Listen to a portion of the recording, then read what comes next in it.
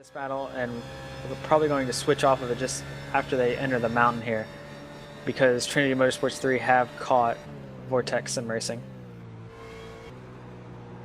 As we see here, the car just ahead is Vortex.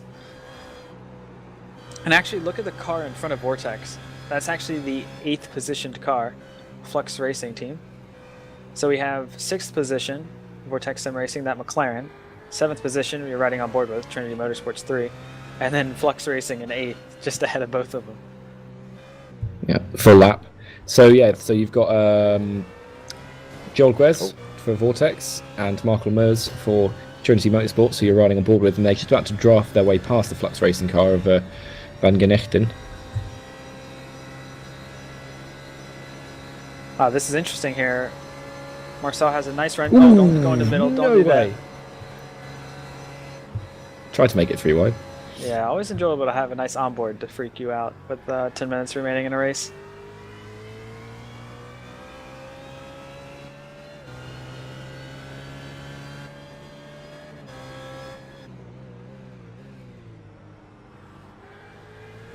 Trinity Motorsports 3 are actually only 41st in the championship. Yeah, they've while they've raced almost, have they raced every round? Or at least attempted to? I couldn't tell you. Rounds 1 and 3, but I know they're here for rounds 2 and 4. And yeah, they scored in rounds down. 2 and 4, yeah.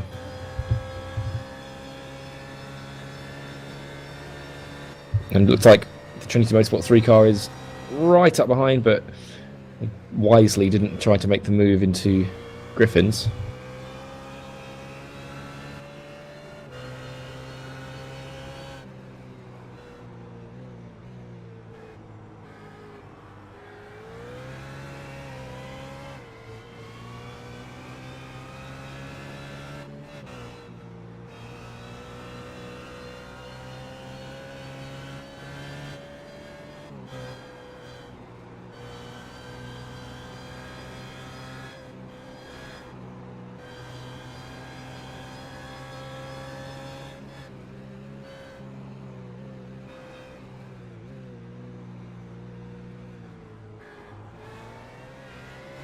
I think Marcel knows that he's going to need to get as far alongside as he can Vortex Sim Racing. He didn't really gain too much in the mountain section there, at least on the downhill. No, he was closest at the end of the mountain straight, and then lost time throughout the mountain section. But he's got a bit of a straight line speed advantage, but I don't think it's going to be quite enough to get him into the chase. Yeah, this is actually relatively clean.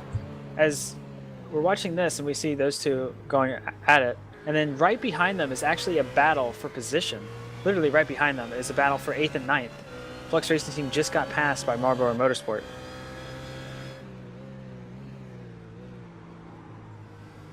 So you're riding on board with the Flux car of Van Genechten, who just got passed for that for the 8th position. So yeah, now Marlboro have got the 8th.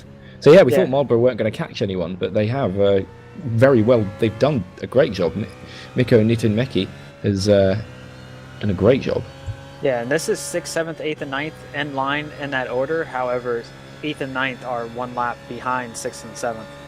Odd to say, but that's currently how it is. We see Trinity Motorsports 3 all over the back, and this is interesting because Marlboro Motorsport must be faster than all of these guys ahead of them.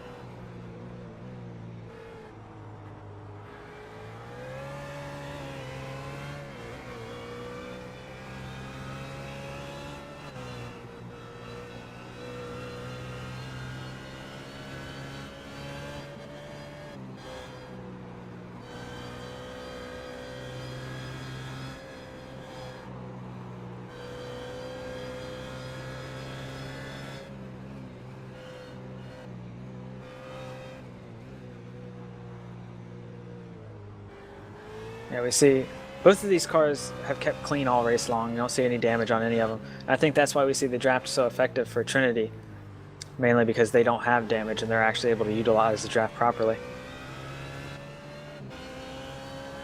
We'll see right here. They'll probably gain 0.2 of a second and be about 1/10 by the time they hit braking.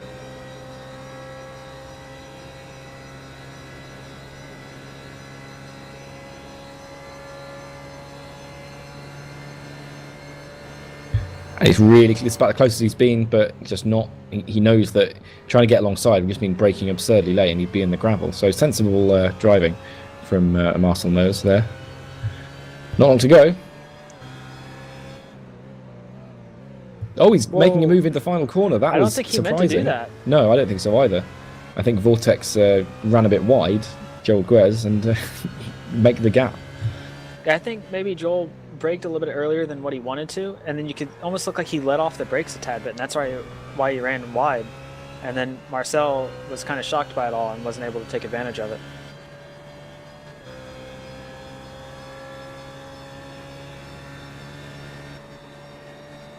Yeah, there's no way he can look up the inside here, I don't believe. Nope. You see the little Spitfire from the McLaren.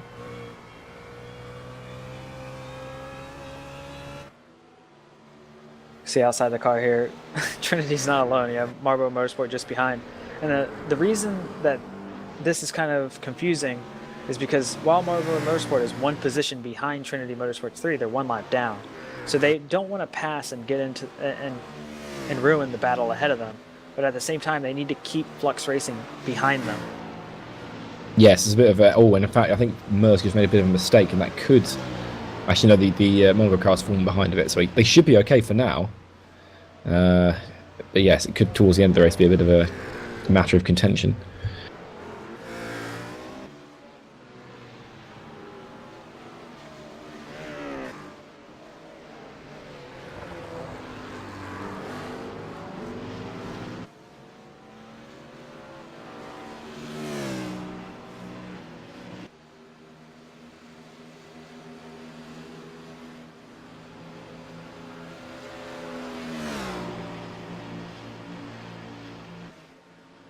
Again, we're seeing the Trinity Motorsports car, but again, oh, he does go to the inside. It's a bit more optimistic than last time, and that's caused Guez to run wide. If he gets a good run out of the chase, which he almost did, but he's still to the inside, but I don't think there's an overlap. But if Guez brakes a bit early, he might make this, and in fact, yes, Meurs has started to make the pass, but Guez gets a good run through the exit of Murray's and stays ahead. And now the Marlboro Motorsport car... was thinking of going through. Yeah, this is painful now. This is really awkward because Flux Racing could easily just take the Marlboro car, and the Marlboro car, I think, which is Nitimeki should have just gone past. He has every right to do so. So we got two battles. At the same time, yeah, he doesn't want to conflict with anything. As we see inside for Trinity Motorsports trying to pass Vortex Sim Racing, they're going to do that. Yeah. We also saw Flux Racing team on the outside of Marlboro Motorsport just behind.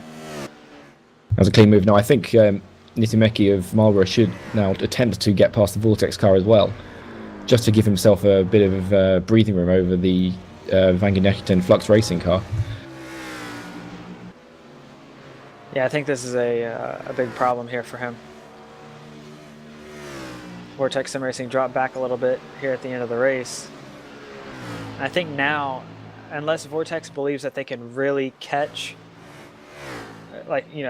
re-catch Trinity Motorsports 3 and have a battle, maybe you should just, allow the two cars battling behind you to battle it out.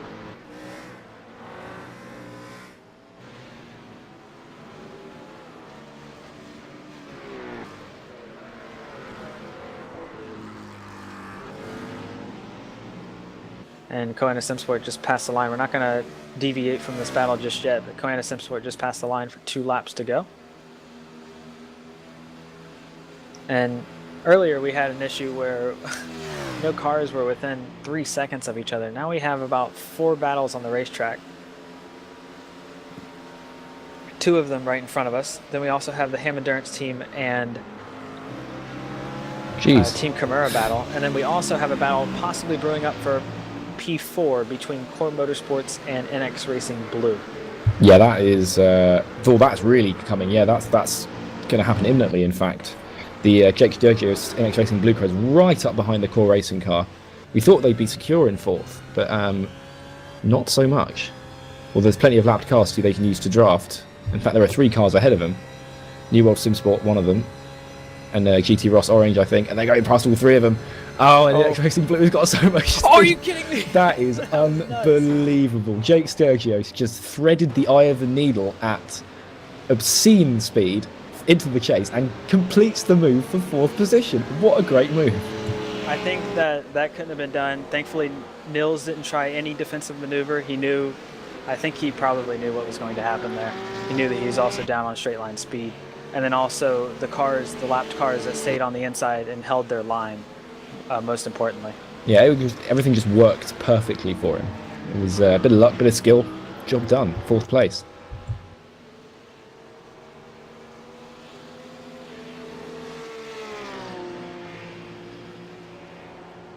There's still the Flux Racing battle. The battle for 7th, 8th and 9th is still not resolved either.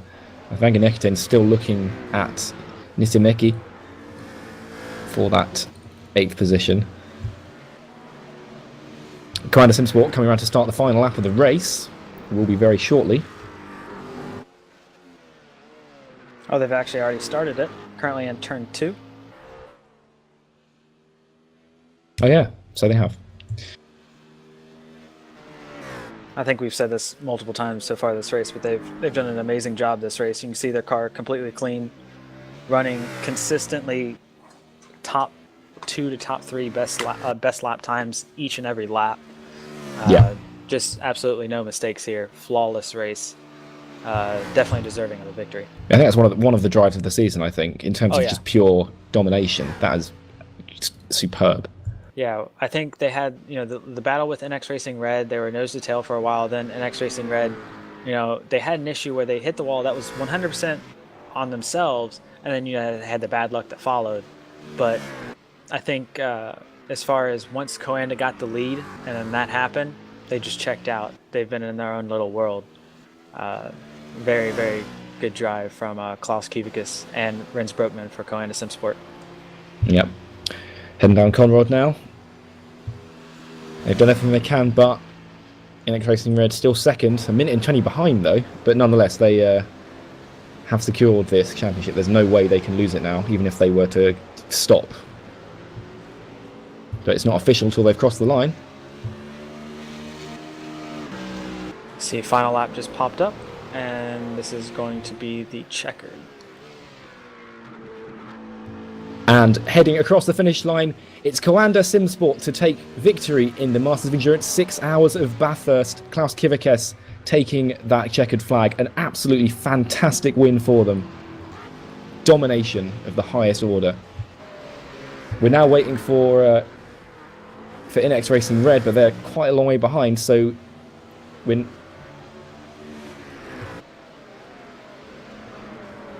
looking at Flux Racing now. Don't worry, we're not going to miss NX Racing Red crossing the line. Flux Racing, Van Genekten battling with the Marlboro Motorsport car as they head down Conrad. But the Marlboro car has got a little bit of slipstream from Joel Guez ahead in that Vortex car, so it looks like this is resolved. What a great... They've saved their battle for the end. They've saved it for the end of the race, and it's absolutely thrilling stuff. But yeah, Van Genekten has a little look at the outside, but it's not going to happen as they head into Murray's. Yes, and I believe also that Darren Steele and Team Camaro were able to hold on to the 10th position over Martin Solari and Hammond Darren's team.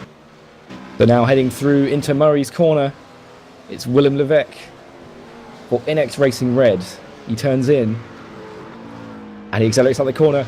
And NX Racing Red are the 2014-2015 Masters of Endurance champions, finishing second in the 6 Hours of Bathurst. Richly deserved. With no bonnet. Congratulations. And yes, with no bonnet. That pretty much sums it up. Fantastic Here comes stuff. third place. And who'd have thought this? Glacier Racing coming through to take third position. Alexia Lomar, their first podium of the season. They really wrung the neck of that Ford GT and really impressed us with that. So congratulations to them. Core Racing ends the race fifth, just behind NX Racing Blue. Jake Sturgis there, and Niels Koch fifth for Core Racing. Core Motorsport, sorry. Nice battle throughout the field for a lot of the cars.